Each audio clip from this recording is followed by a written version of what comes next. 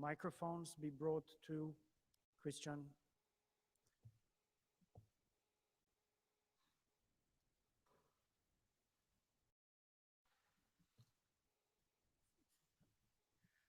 Hello, my name is Christiana with the German press agency. And my question is this is a report that has been approved by governments. So basically governments are talking to themselves here with their dire warnings, which is a bit bizarre. But I guess the problem is that a warning and action are two different things. So I wonder whether you could give us, in a nutshell, what is your message to those people who are in power today? And what is your message to the people out there who are wondering what they can do now as concretely as possible? Thank you. Thank you very much for that question. And our report, the Synthesis Report, can be summarized as a message of hope. And we know that the world has suffered greatly from ongoing climate change problems. And if the demand of energy, demand and supply patterns will continue as we have seen so far, and then we will suffer more in the future. And this report clearly emphasizes that we do have technology and know-how and tools to solve for the climate problems. And for instance, we have analyzed greatly about the consumption patterns and production patterns.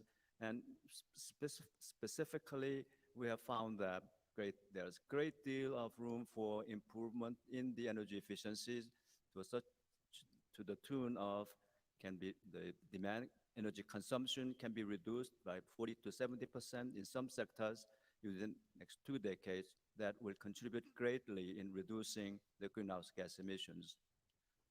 Another instance is we found that a great deal of the potential for reduction in future greenhouse gas emissions in the urban centers by pursuing a very comprehensive, climate-friendly development patterns. Those are just few examples of the programs and investment patterns that countries can take to reduce the threats of climate change now and for the future. Now, with regard to for some detailed technical aspects of the message, I invite section facilitators to jump in.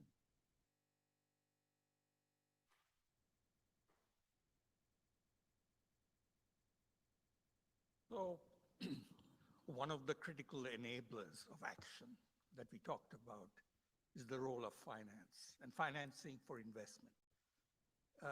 And the message is not really governments addressing it at the core. At the core is the financial system needs to be able to respond to the challenges ahead. And there's plenty of financing that's available for multiple reasons and multiple activities. But our underlying assessment suggests in that context that the investments that need to take place in climate, both adaptation and mitigation, needs to rise by 3 to 6 times at least. And the way forward to do that is the intersection of a couple of things. One is governments are in fact central to give the clear signal that climate change is imminent and has to happen. And governments can do more with their public finances. That's one element. The equally important element is that the financial system itself, the banks, the central banks, the regulators themselves have to start recognizing the urgency and pricing in the risks that climate action provides. And underlying all of this, finance needs to flow to places that need it most, has the greatest, least access, highest opportunities, and that's in developing countries.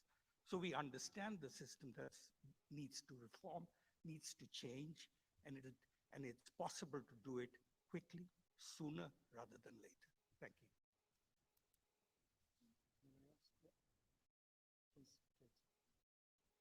Thank you for that question.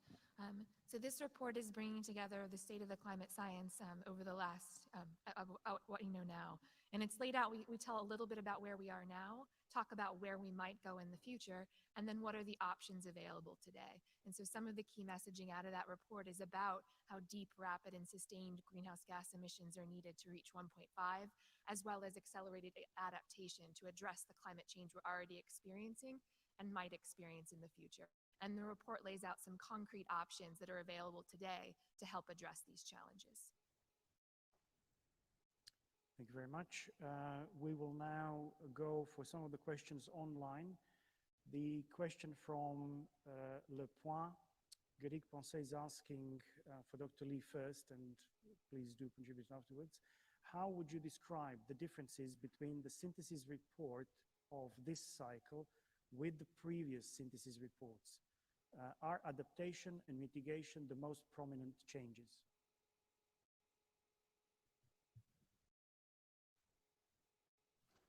The major difference between the last one and the current one is a more integrated integrated approach for climate science, its impact of climate change and response measures into this one standalone document.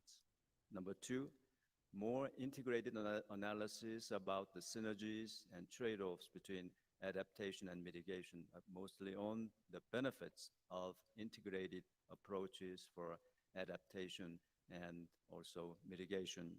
And third, it is probably the most important aspects.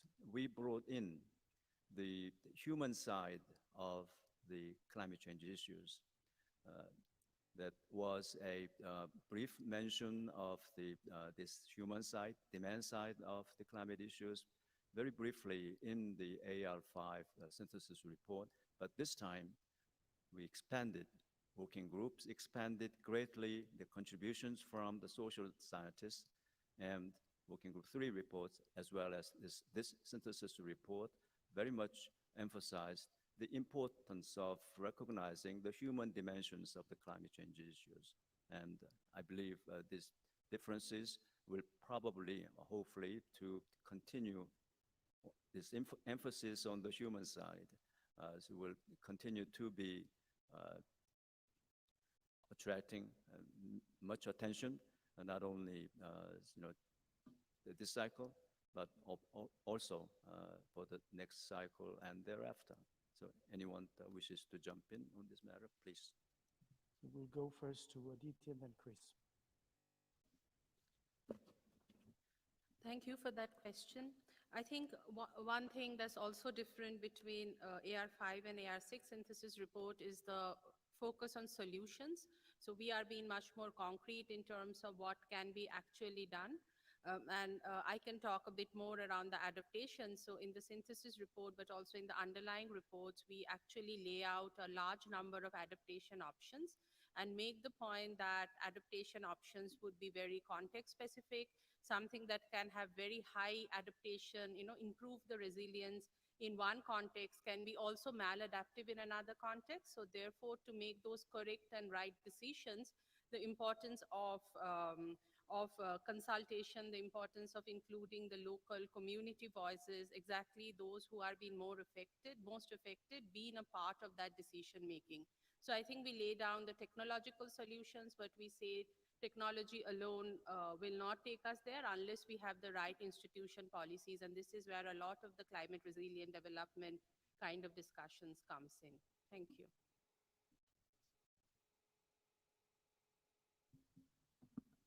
Thank you for the question. I think this report also makes clear that action to reduce greenhouse gas emissions and adapt to the impacts of climate change is more urgent than previously assessed in AR5, and that actions in this decade are critical for securing a sustainable future for all. I'd also like to emphasize the report has a more integrated assessment than we have had before on the linkages between adaptation and mitigation actions, and that there are multiple co-benefits both in ecosystems and for human health by integrating adaptation and mitigation. For example, reducing greenhouse gas emissions, which are often co-emitted with other near-surface air pollutants, can have huge benefits for improving human health. Shifts to sustainable, healthy diets can also benefit biodiversity by opening up land for ecosystem restoration.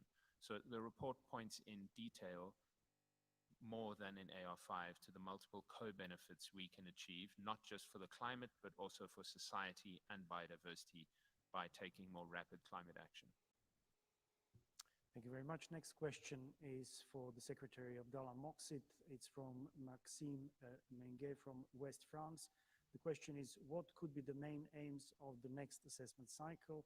And is the IPCC reflecting on the shift in panels written of publication of reports?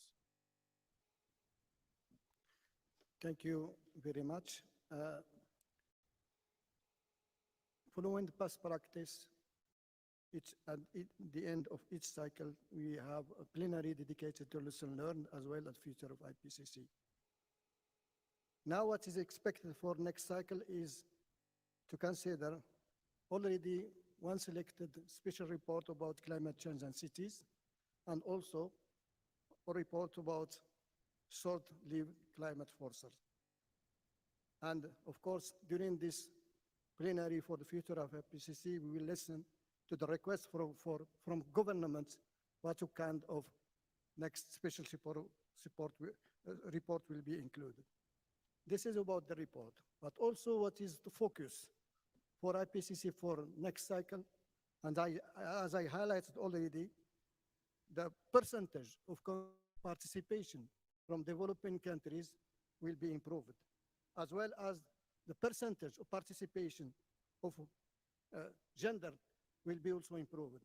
Not only this, and it was already something was highlighted in this plenary, is also the inclusion of indigenous people, indigenous knowledge, as well as involvement for young scientists. In another word, the next cycle will be more open to any participation. This is our intention and plan to improve the next cycle. Thank you very much. Thank you. The next question is from Mitchell Beer. The question is, how do you see this report shifting the focus or outcome of the global stocktake at COP28?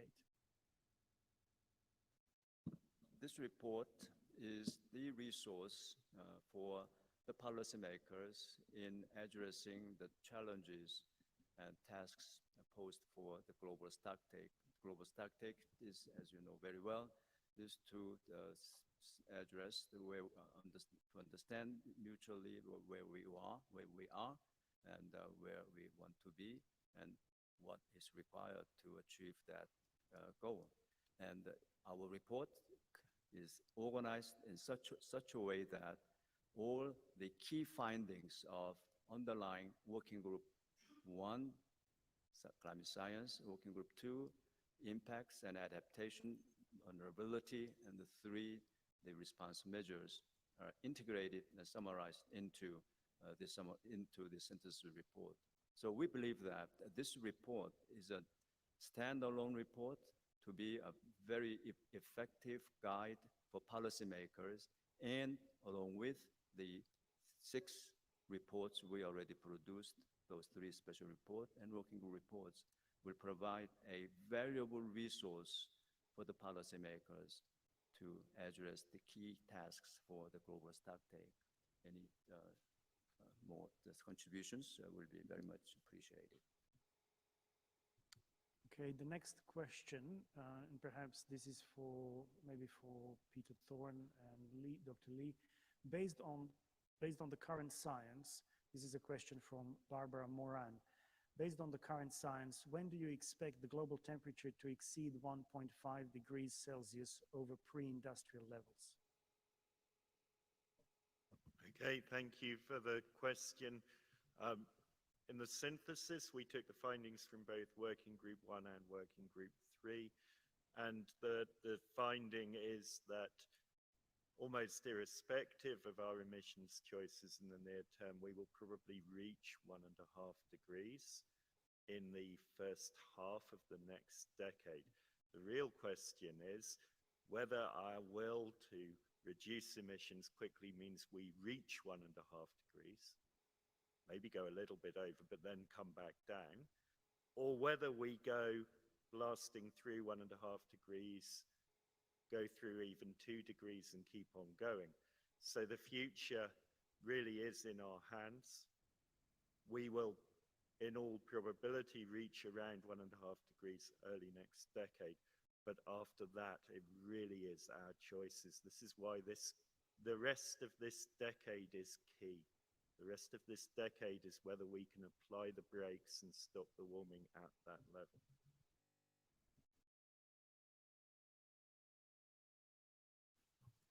Thank you very much. The next question is for Dr. Lee from Zetland, Thomas Hebsgaard. Covering climate science, it can often feel like the same points are being repeated again and again. That time is running out. What do you think are the most important new insights from this report? And do you ever feel like you are forced to repeat the same message over and over again?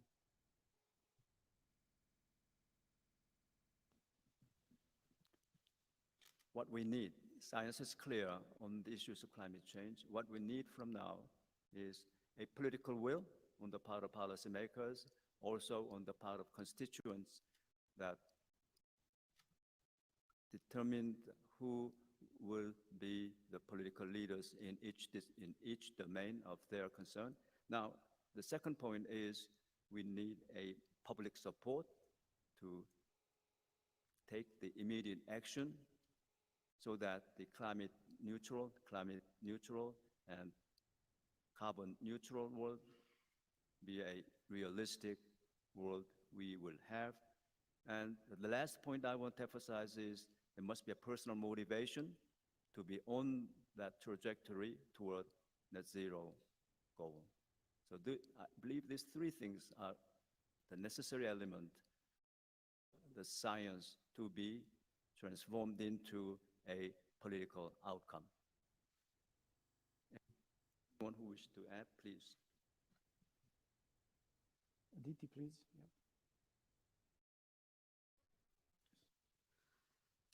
One of the new messages is this report, I think, effectively bursts the myth of endless adaptation. The report clearly shows that at higher temperature levels, effectiveness of adaptation will go down rapidly. So unless mitigation also happens at the pace that's required, many of the adaptation that we are investing now will not remain as effective as they are today. So I think that's a new message. Thank you. Thank you very much. The next question is for Gerhard Krinner. It is from Ingeborg Huse Amundsen. Even if we take action now, is it realistic that global warming will slow down? Thank you. So the question was, even if we take action now, is it realistic that global warming will slow down? And the answer is yes. If we take action now, if we reduce emissions strongly, global warming will slow down. We will see the effects on the global mean temperature trends within 20 years. It's not an immediate effect to see, but it will be discernible within 20 years if we take action now. So this is absolutely clear. Thank you. And let me just add one point that is linked to that question about 1.5 degrees, as Peter Thorne has already said. We now have in 2030, for each individual year, a chance of 40 to 60% that the global mean temperature will exceed 1.5 degrees, which does not mean that we will have reached by that point 1.5 degree global warming level in the long term. There's a difference between an individual year and long-term warming. Thank you. Okay, the next question is from Alistair Doyle. It's for Peter Thorne. The question is this: I work for Thomson Reuters Foundation. The report highlights individual actions like mentions of cycling, walking, low carbon diets, mental health, etc. What is driving this change? Is the IPCC trying to enlist everyone in action because governments are falling short? So this synthesis report is a synthesis of the underlying findings of the underlying literature. It's ultimately true that emissions are the result of our individual actions. We are the ultimate consumers. We are the ultimate people driving or cycling or walking, etc. We need to be enabled by governments. But action is needed at all levels, from intergovernmental through governments, through communities to individuals. We are beyond the point where, as the late great Douglas Adam would say, climate change can be somebody else's problem. If we had had the foresight to act in 1990, to start to act in a meaningful way in 1990, we would have a vast vista of options available to us to still avoid keep well below 2 degrees and strive for 1.5 degrees. The reality is we, at all levels, governments, communities, individuals, have made climate change somebody else's problem. We have to stop that. We have to act now. It is action across all scales. Do not say it is your government's problem, your community's problem. It is your problem as part of that community, as part of that country, to make the difference at this point for the resilient future we need, that is resilient to the climate change we absolutely have and avoids as much additional climate change as humanly possible. Thank you. Thank you, Peter. I believe Kate would like to contribute. Yeah, one of the roles of the IPCC report is to bring science and help inform decision-making at all scales. And so in the synthesis report, we assess a number of different options and what their implications would be for emissions, how much they cost, what we know about their effects on biodiversity or food security or water security. And we do this for a number of actions across different sectors and systems. So we have information about energy options in the energy systems, options in land, options in cities and settlements. And our role is to bring the science information so that we can help inform decision-making. Thank you very much. The next question is from the Washington Post, from Sarah Kaplan. It's for Dr. Lee. Can report authors respond to the Secretary General call for developed nations to reach net zero by 2040, a decade before the rest of the world? Is this in keeping with the findings of the synthesis report and this assessment cycle? And what would need to happen to make it a reality? Yes, it's consistent because the IPCC's conclusion on our first conclusion on the net zero by 2050 means this global. That means global average. Therefore, some parts of the countries or regions must have that global net zero goal much earlier than 2050. So is it consistent? His message consistent with the IPCC Synthesis Report's conclusion, which is also based upon the underlying reports. Now, what can be done from those regions who can achieve the much earlier carbon neutrality goal? Well, those countries were able to pursue a much faster reduction of carbon emissions. They have the technology, finance, and I hope political will. Therefore, they are in much better shape than other parts of the world to be on the trajectory toward the carbon neutrality by 2050. Thank you very much. The next question, and I believe it's going to be our last one because we are close to 3 p.m., is from Seth Bornstein from the Associated Press. It's directed to all panel scientists, but perhaps Aditi may want to start first. For panel scientists, the Secretary General called on developed nations to act faster. How important is it that rich nations act quicker than poorer? And can you talk about how historical emissions and equity factor are in there in the report, if they do? How much of the problem can be fixed by rich nations? Let me answer first, and then probably invite the others to join that reply. rich nations, I believe that you mentioned there, has the technology, has the finance, and Dr.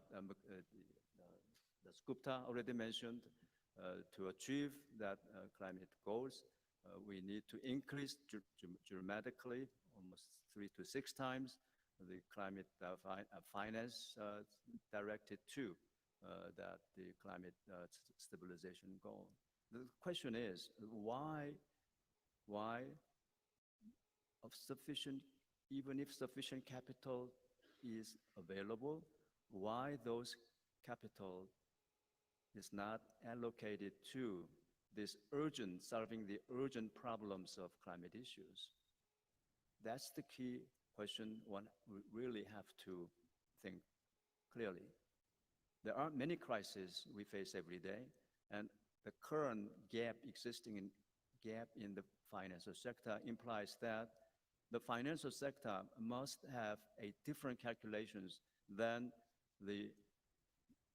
our scientists think about the necessary financial flows to the adaptation and mitigation. Now, the countries endowed with a rich technology and rich financial resources here has the responsibility, as well recognized by the Climate Convention and Paris Agreement, to help the other regions lacking those resources so that all of us can have a better future. I invite others to join. Thank you. Aditi, would you like to contribute? Or you? So we are, I think, on the questions that are on the issues that we've raised and that Dr. Lee talked about. The choices that we are now facing are more critical and more urgent than ever before. And it's taking place in the context where there are some progress. It's not that there's been no progress, but the scale of progress that we need to move to, as Dr. Lee suggests, needs to really, it's both feasible and it's possible, and we are more waiting for a combination of actions both by governments to make it feasible and possible, and for the financial system and financial sector, the banks, the regulators, the pension funds, the others, to start investing cross borders and deeply, not just for mitigation, but to also the public finances need to play a critical role in getting the financing needs for the enormous adaptation gains. And these are investments that at the end of the day have huge rates of return socially and economically. The single biggest, the highest return, our assessment suggests, may well be providing energy access in low-income sub-Saharan Africa. It could be one of the highest return opportunities that we have right now. And that's not even counting even greater return opportunities if one were to address the losses and damages and avoiding and averting some of these costs from missing adaptation funding. Thank you. Thank you very much. We also have one question for Chris. This is from the Portuguese paper Público. We have established human responsibility in climate change, and there are losses and damages already happening all over the world because of it. Now we have to be prepared to pay the price of these damages and practice climate justice? Question mark. So the synthesis report and the underlying reports it draws on, such as the Working Group 2 report on climate impacts, adaptation and vulnerability, have stronger evidence than ever before of loss and damage from climate change, and that negative impacts of climate change are occurring in all regions. It also shows that low-income groups have the largest gaps in adapting to climate change, and that climate justice, social justice, and other equitable approaches can help close these gaps in adapting to climate change, as well as broaden and widen support across society for reducing greenhouse gas emissions and helping deliver the scaled up and far-reaching climate action we need in this decade in order to limit global warming close to 1.5 and avoid the worst impacts from climate change. Lastly, the report has a high confidence that the greatest gains in well-being, especially in urban areas, can come from prioritizing climate risk reduction for low-income and marginalized groups, especially people living in informal settlements. Thank you very much. We will be now wrapping up. Just to check, Dr. Lee, if there are any additional thoughts that you would like to share with the press conference before we close. Let me just point out one fact that in this report, working with 1, 2, 3 reports and synthesis report, I want to highlight this point. In AR5, there was an attempt to compare benefits and costs.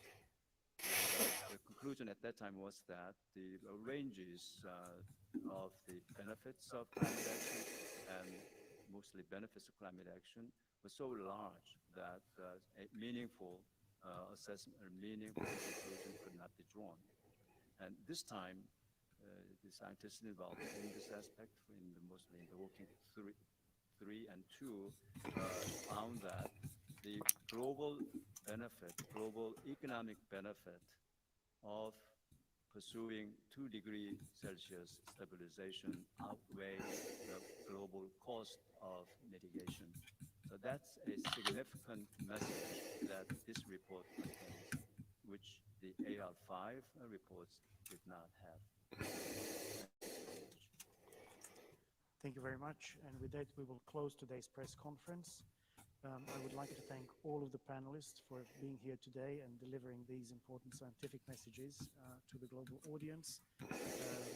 I would also like to thank all of the journalists who have joined us today, both here in the room and online. As I said, we have altogether over 800 registered journalists following this press conference.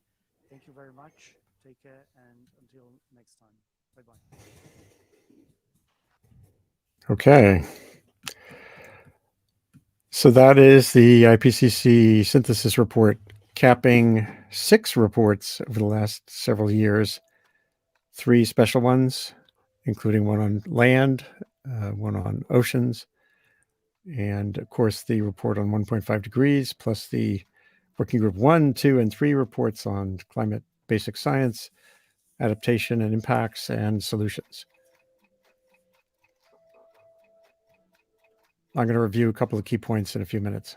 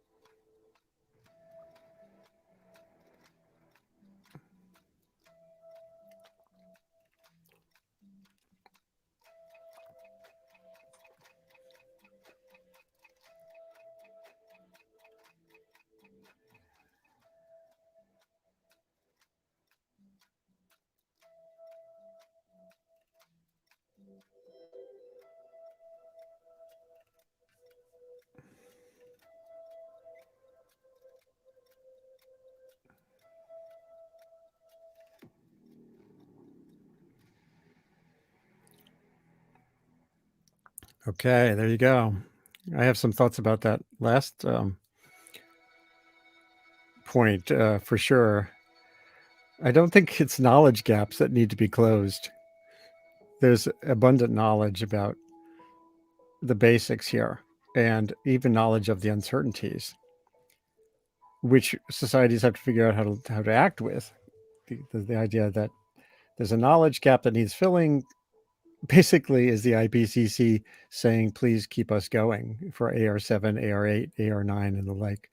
I think that message is pretty flawed, and it feels like just a plea for self-preservation of the IPCC process.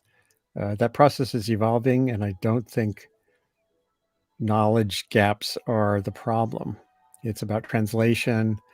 I'm going to be searching through the report to see if they have suggestions on facilitating translation and integration of knowledge into community decision-making at all levels, especially for adaptation, but also for clean energy.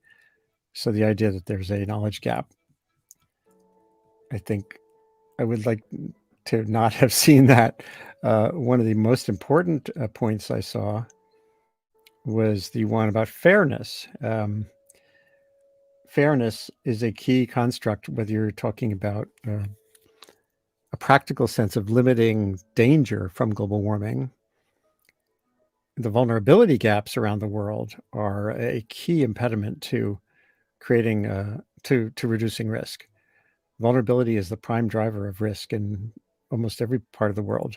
Climate change, changing in the hazard, is secondary still, because the number of people in harm's way has been growing faster than climate has changed in ways that are changing storm frequency or intensity. The intensity of the exposure and vulnerability has been, in key places, has been the bigger problem. I'm going to mute the music. But I'd like to hear from you. Please do post some more questions. Yeah, as Lynn Lamoureux says, but I pretty much knew all that stuff anyhow. That is why there isn't a knowledge gap, folks. That is why there isn't a knowledge gap. If any of you want to join me in the studio, I'm suddenly thinking, I'm going to post the link in the chat there. You'd have to copy it. It's kind of a clunky link. If you're interested enough to come on live to discuss this, there's the link to join me in the studio on screen. And let me just show you a few things now. I want to sort of review the bidding on some points that were made during the press conference. Back here. Where is it? Fairness. Let me mute him. Ho-Sung Lee has been a really good leader of this effort. He's pretty non-political, pretty much on the science and statements. But this was interesting to me. Let me just get to the right point here. Yeah, look at this. Whoops, come back. I couldn't agree more with this. I was tweeting this earlier. Fairness is a climate solution. And why that resonates with me is because fairness implies making it a priority to cut imbalanced exposure and vulnerability to climate-related hazards. Someone down the block from you is poor or in a marginally insulated home. They are much more vulnerable to the same heat wave or cold wave than you are. And fairness, or at least is very practical in a practical sense, filling those vulnerability gaps, and globally even more so, is a prime responsibility of any society that wants to sort of spread thriving on this planet. Cutting greenhouse gases is not fair to people who are in harm's way right now. It's something you would like to do to mitigate long-term risks, the risks of those worst-case outcomes, with temperatures just continuing to rise and sea levels. But it doesn't do anything for people who are facing flood hazard or heat hazard or the like right now. The issue, though, of course, is that fairness, I just sifted the document itself. Fairness is not in this IPCC report. The word is just actually not in the report. So hold on, and I'll show you a little bit of what this report is saying. I'm going to let these play out. Increased financing for climate action. One thing that was just said at the press conference by Deepak Das Gupta, one of the key authors of the section on finance, is that cross-border investment is in everyone's interest. So you can actually, something new in this report, and I'll search for it, is that they've calculated that limiting warming to 2 degrees, the benefits across your borders make the costs of that more than a good investment. They make it a primary and essential investment if you want to maintain a functioning, thriving economy, global economy, food systems, and the like. I thought that was worth being stressed as they did. Climate resilient development is this concept of making sure that things that are done for development, building a bridge, you make sure you're thinking about that bridge in the context of climate change, so that the World Bank or someone else isn't lending money to a country to create projects that kick back in ways that are maladapted. Improving health and livelihoods, reducing poverty and hunger, clean energy, water and air, integrating measures to adapt to climate change with actions to reduce emissions are ways that provide wider benefits. Co-benefits is not exactly a new concept, but they're making that point, and I think it's an important one. Trust. Yeah. This gets to the point, and I will sift the document to see if it has a section on this.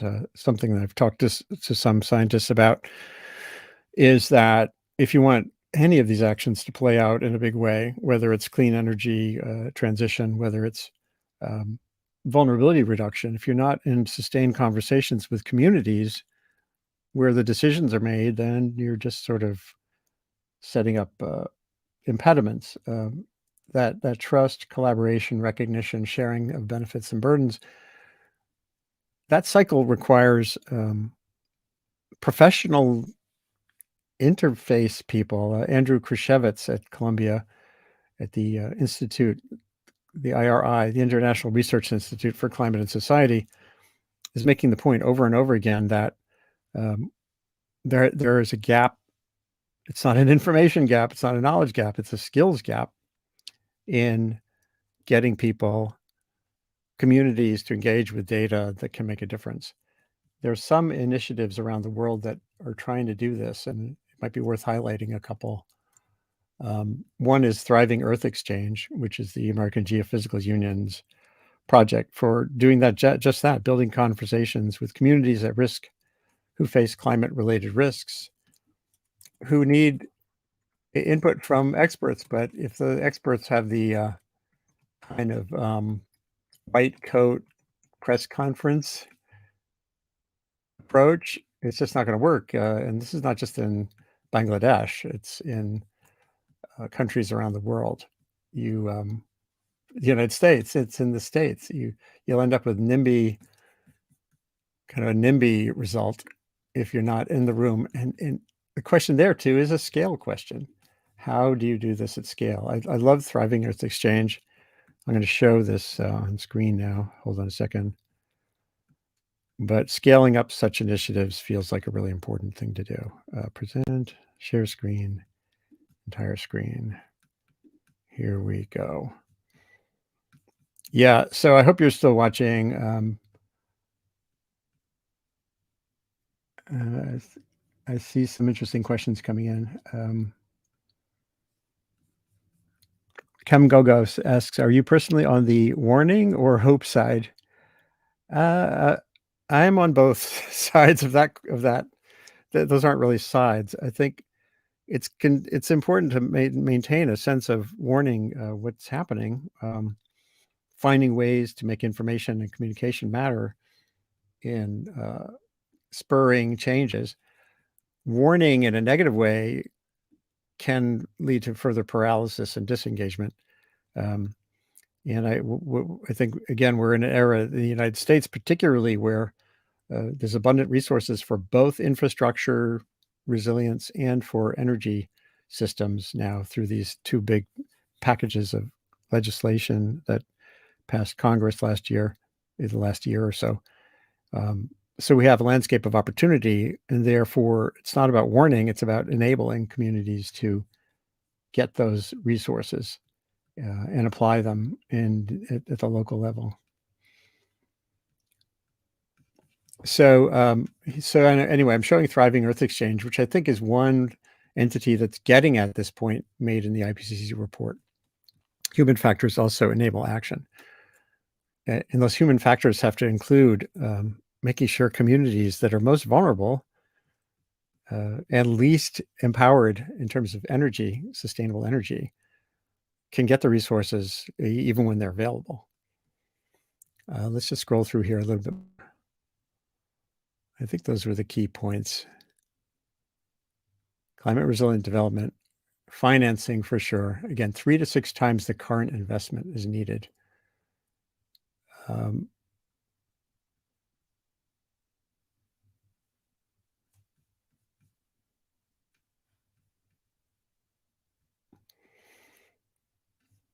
Now, cutting emissions quickly is, in a perfect world, something that one would like to have happen without impeding communities' possibilities of getting adequate energy to thrive.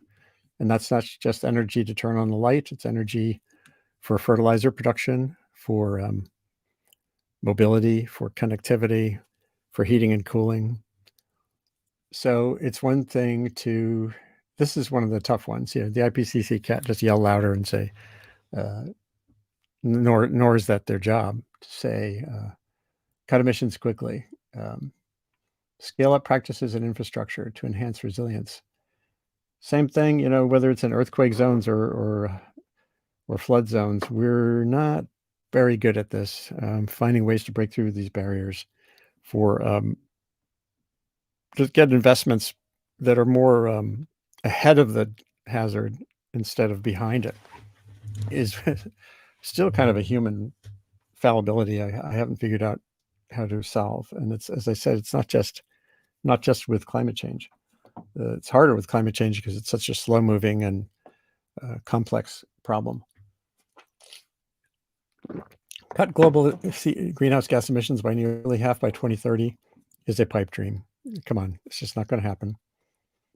The IPCC is supposed to be policy relevant, but not prescriptive. I guess this is not a policy statement. They cast this as if you want X, meaning if you want to avoid passing through 1.52 degrees centigrade heating beyond 19th century climate, you need to do these things. If you cast it that way, it's not prescriptive, but it is a pipe dream. It will not happen. I'd say if the IPCC applied its likelihood metric to questions like this, you would put this as very unlikely, maybe extreme.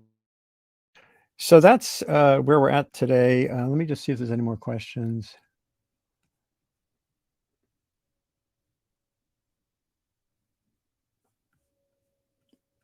I think not. So I'm going to call it a morning. I'm going to try to organize a session late today, late in the week with some of the key scientists and other experts to review the bidding here. And again, this synthesis report today is a summary of 6 reports that have come out in the past several years. And I'll just show the, I think there was a slide. Whoops. Yeah, so here we have the Working Group 1, 2, and 3 reports on basic climate science, adaptation and impact, science and solutions, and then these special reports on oceans, climate change and land, global warming of 1.5 degrees. That was the one that really set off a bit of a firestorm globally because it was interpreted incorrectly by many as setting a deadline, a ticking clock beyond which doom would explode on us. It's just not in that report, never was. But it got ahead of steam, and once a narrative gets ahead of steam like that, it's a hard thing to disrupt. So thanks to all the hardworking IPCC authors, I know many of them. I've been on this journey with the IPCC in a way as a journalist for a very long time. Some of you may have read my 1988 global warming cover story. That was the year the IPCC was founded by the World Meteorological Organization and UNEP by the United Nations. And there's a lot in this article that still pretty much nails the challenge we face, which is a tough one. So again, get back in touch with me use that scrolling bar at the bottom to figure out ways. I'm an open book, an open door, and thanks for tuning in. Share this with others. You can queue it up to wherever you want, chop it up, put it on social media, and most of all, get engaged on what you can do in your community or in your political system to drive transitions toward clean energy, abundant energy, which is needed, as I said earlier, for so many reasons, and to cut climate risk. And the first step there is to identify who is vulnerable, who is at risk in your community. Shouting climate emergency is as, I'd